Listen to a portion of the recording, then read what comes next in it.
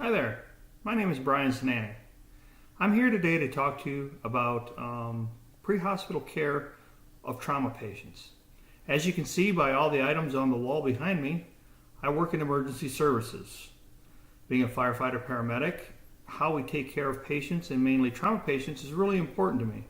So I chose to review a trial on field hypotensive versus standard resuscitation of hemorrhagic shock patients after traumatic injuries, or what they are referring to as hyporesuscitation. Sadly, I don't have multiple computers and video equipment to be able to go back and forth, so I'm going to cut off on the video portion here, go through some of the lectures, and then I'll be back to talk to you in person in just a few moments. I want to provide you with a little bit of background information on the hyporesuscitation study.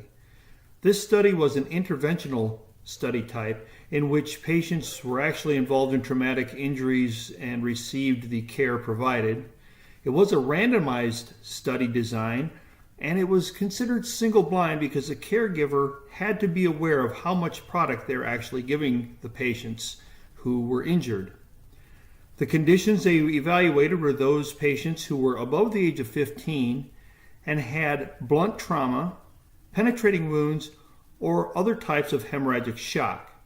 While there were many types of outliers that were not studied, I don't want to go into a ton of detail in that area so we can save time for the actual study results.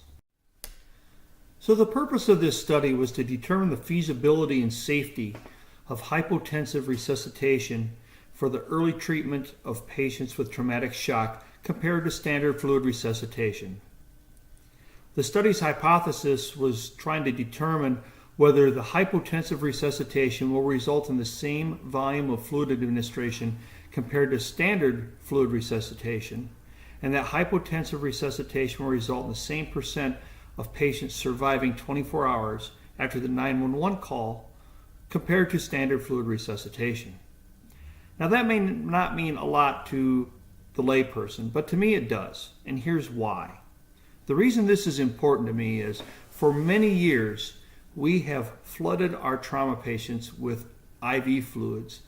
The thought of replacing the volume of fluid that they've lost due to the traumatic injury.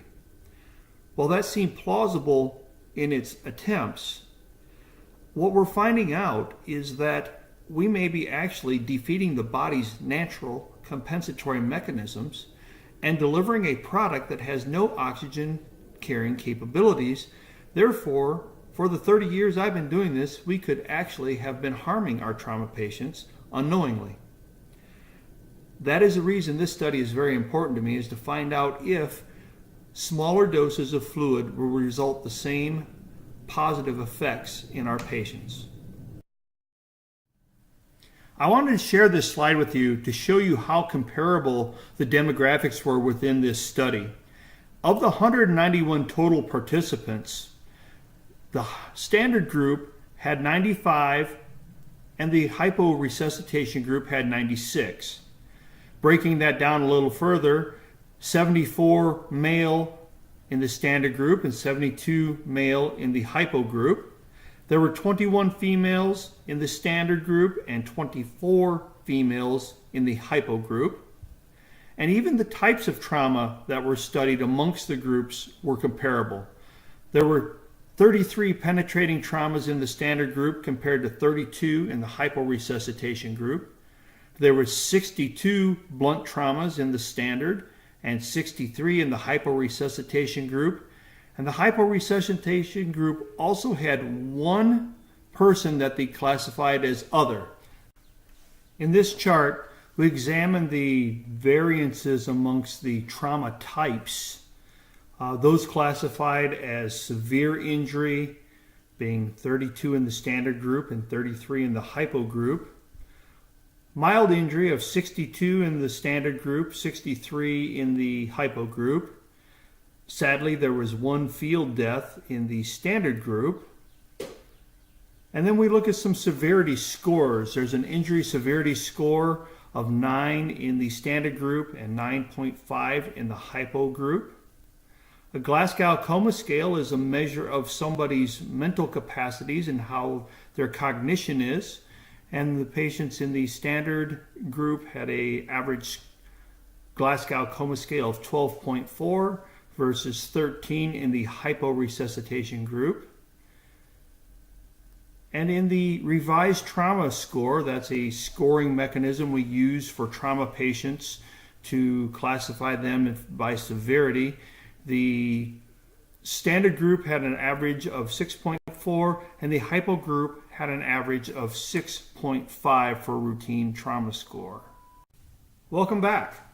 As you can imagine, there were many facets to this study that was done regarding hyporesuscitation.